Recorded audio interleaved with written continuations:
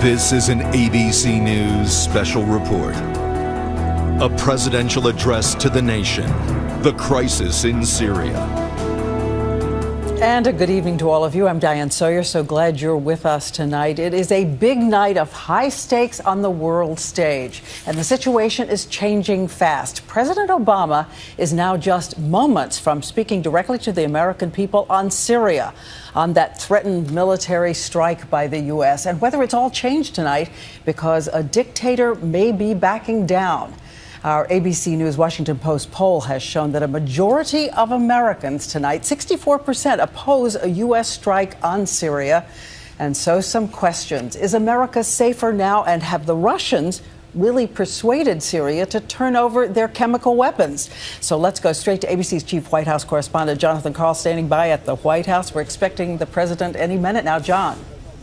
Diane, the president will make it clear in this speech that he is taking this Russian proposal to have the Syrians turn over their chemical weapons seriously. But I've got to tell you, they view it skeptically. The phrase here is trust but verify. In fact, just verify, because there's no real trust of the Syrians, or for that matter, the Russians. They're going to be talking about this a lot in the days ahead, talking with the Russians, talking, of course, with the European allies as well, John? That's right. As a matter of fact, Secretary of State Kerry will be talking to his Russian counterpart on Thursday. That's when we'll really see what this Russian plan is. And here now, heading into the East Room, the president speaking about Syria in the United States tonight. My fellow Americans, tonight I want to talk to you about Syria, why it matters, and where we go from here. Over the past 2 years, what began as a series of peaceful protests against the repressive regime of Bashar al-Assad has turned into a brutal civil war. Over 100,000 people have been killed.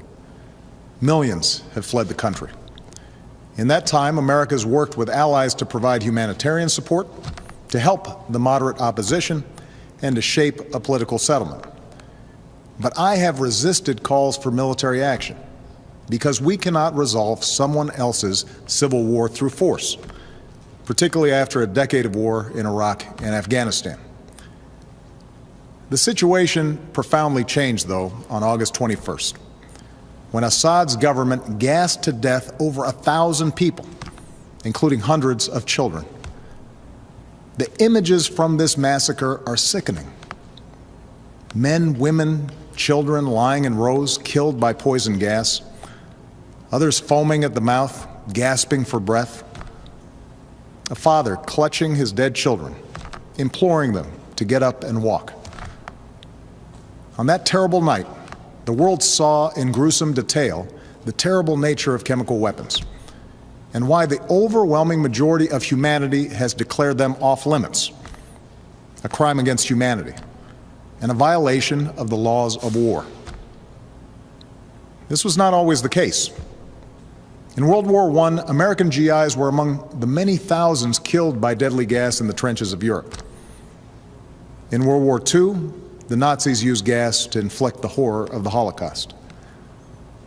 Because these weapons can kill on a mass scale, with no distinction between soldier and infant, the civilized world has spent a century working to ban them. And in 1997, the United States Senate overwhelmingly approved an international agreement prohibiting the use of chemical weapons, now joined by 189 governments that represent 98% of humanity. On August 21st, these basic rules were violated, along with our sense of common humanity. No one disputes that chemical weapons were used in Syria. The world saw thousands of videos, cell phone pictures, and social media accounts from the attack. And humanitarian organizations told stories of hospitals packed with people who had symptoms of poison gas. Moreover, we know the Assad regime was responsible. In the days leading up to August 21st, we know that Assad's chemical weapons personnel prepared for an attack near an area where they mix sarin gas. They distributed gas masks to their troops. Then they fired rockets from a regime-controlled area into 11 neighborhoods that the regime has been trying to wipe clear of opposition forces. Shortly after those rockets landed, the gas spread, and hospitals filled with the dying and the wounded. We know senior figures in Assad's military machine reviewed the results of the attack, and the regime increased their shelling of the same neighborhoods in the days that followed. We've also studied samples of blood and hair from people at the site that tested positive for sarin. When dictators commit atrocities, they depend upon the world to look the other way until those horrifying pictures fade from memory. But these things happened. The facts cannot be denied. The question now is what the United States of America and the international community is prepared to do about it. Because what happened to those people, to those children, is not only a violation of international law, it's also a danger to our security. Let me explain why. If we fail to act, the Assad regime will see no reason to stop using chemical weapons. As the ban against these weapons erodes, other tyrants will have no reason to think twice about acquiring poison gas and using them. Over time, our troops would again face the prospect of chemical warfare on the battlefield. And it could be easier for terrorist organizations to obtain these weapons and to use them to attack civilians. If fighting spills beyond Syria's borders, these weapons could threaten allies like Turkey, Jordan, and Israel. And a failure to stand against the use of chemical weapons would weaken prohibitions against other weapons of mass destruction and embolden Assad's ally, Iran, which must decide whether to ignore international law by building a nuclear weapon or to take a more peaceful path. This is not a world we should accept. This is what's at stake. And that is why, after careful deliberation, I determined that it is in the national security interests of the United States to respond to the Assad regime's use of chemical weapons through a targeted military strike. The purpose of this strike would be to deter Assad from using chemical weapons, to degrade his regime's ability to use them, and to make clear to the world that we will not tolerate their use. That's my judgment as Commander-in-Chief. But I'm also the President of the world's oldest constitutional democracy.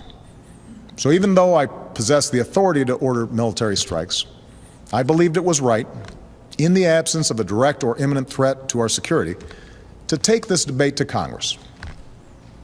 I believe our democracy is stronger when the President acts with the support of Congress.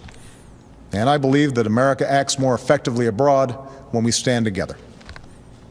This is especially true after a decade that put more and more war-making power in the hands of the President and more burdens on the shoulders of our troops, while sidelining the people's representatives from the critical decisions about when we use force.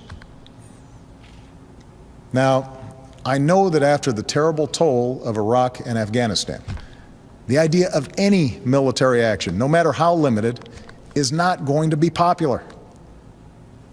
After all, I've spent 4.5 years working to end wars, not to start them. Our troops are out of Iraq. Our troops are coming home from Afghanistan. And I know Americans want all of us in Washington, especially me, to concentrate on the task of building our nation here at home, putting people back to work, educating our kids, growing our middle class. It's no wonder then that you're asking hard questions. So let me answer some of the most important questions that I've heard from members of Congress and that I've read in letters that you've sent to me. First, many of you have asked, won't this put us on a slippery slope to another war? One man wrote to me that we are still recovering from our involvement in Iraq. A veteran put it more bluntly. This nation is sick and tired of war.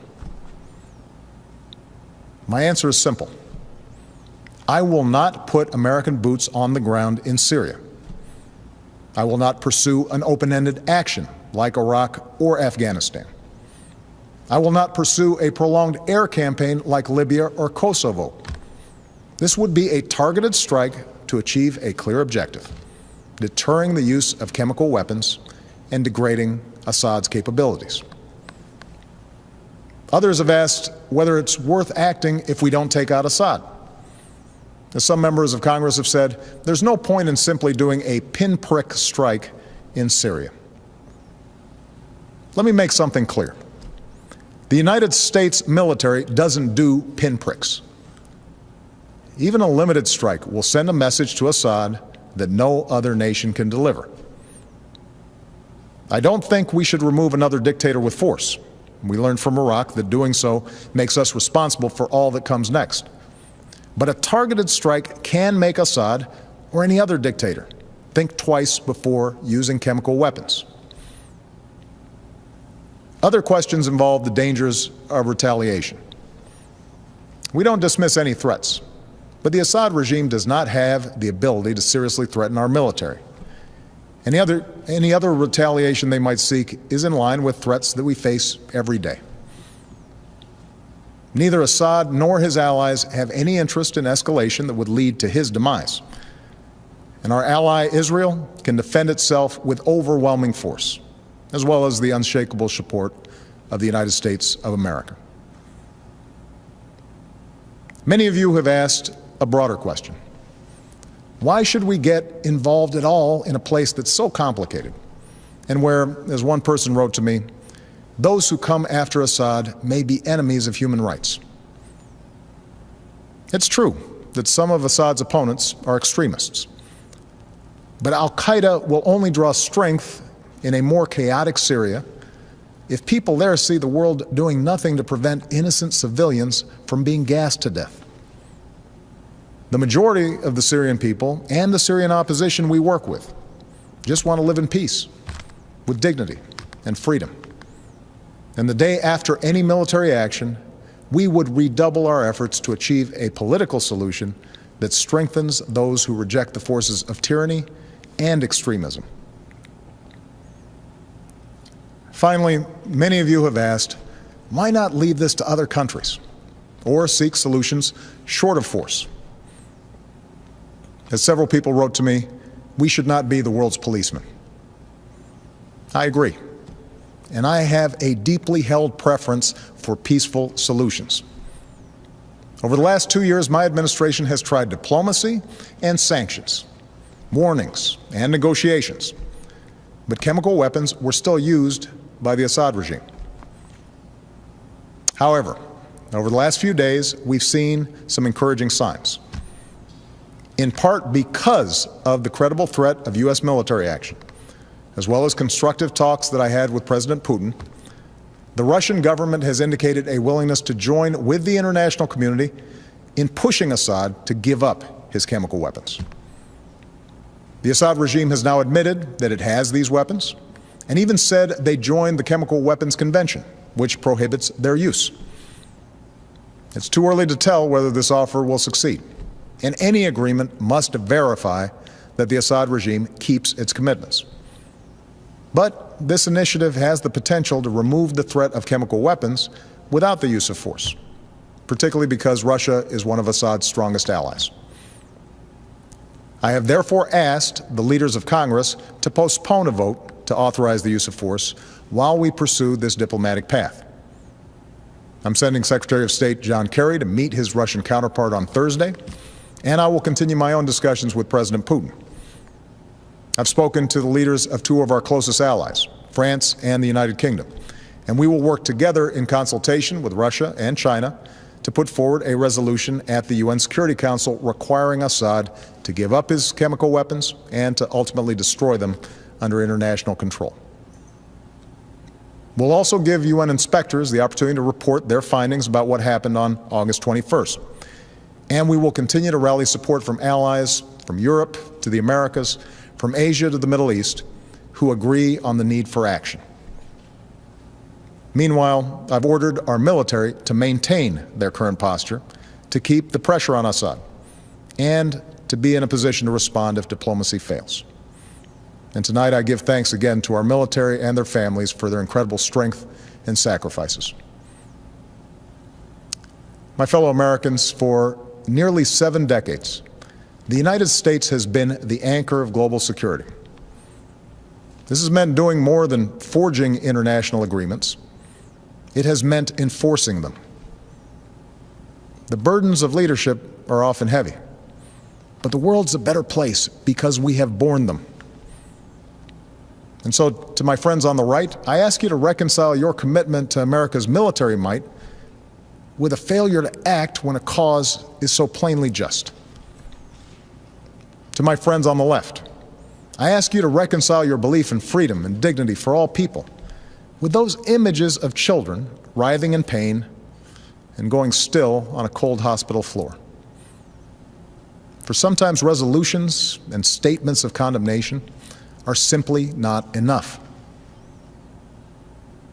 Indeed, I'd ask every member of Congress and those of you watching at home tonight to view those videos of the attack and then ask, what kind of world will we live in if the United States of America sees a dictator brazenly violate international law with poison gas and we choose to look the other way?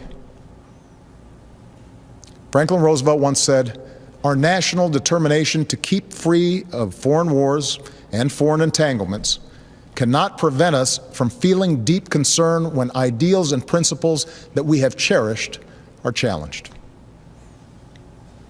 Our ideals and principles, as well as our national security, are at stake in Syria, along with our leadership of a world where we seek to ensure that the worst weapons will never be used. America is not the world's policeman. Terrible things happen across the globe, and it is beyond our means to right every wrong. But when, with modest effort and risk, we can stop children from being gassed to death and thereby make our own children safer over the long run, I believe we should act. That's what makes America different. That's what makes us exceptional.